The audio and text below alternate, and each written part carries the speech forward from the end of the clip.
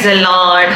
మీకందరికీ ఒక విలువైన మాట పరిశుద్ధ గ్రంథంలో నుంచి, పరిశుద్ధమైన గ్రంథంలో పరిశుద్ధమైన ప్రభు అయిన యేసుక్రీస్తు ప్రభు మనతో ఒక మాట మాట్లాడుతున్నాడు. యేసయ్య రాకడ సమయంలో ఒక చిన్న విలువైన మాట మనతో మాట్లాడుతున్నాడు.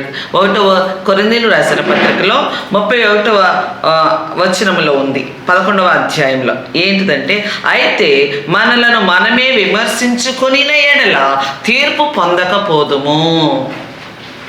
మనలను మనమే పరిశీలించుకోవాలి, మనము కరెక్ట్గా జీవిస్తున్నామా లేదా అనేది. మనకి ఒక మనసాక్షి ఉంది, ఒక ఇంగిత జ్ఞానం ఉంది కనుక ఏంటంటే మనమే విమర్శించుకోవాలి. ఒకరు విమర్శిస్తే మనకు నచ్చదు కనుక ఎవరైనా విమర్శించే వాళ్ళు కావాలి మనకి. అప్పుడే మన తప్ప ఏంటో మనకు తెలుస్తుంది.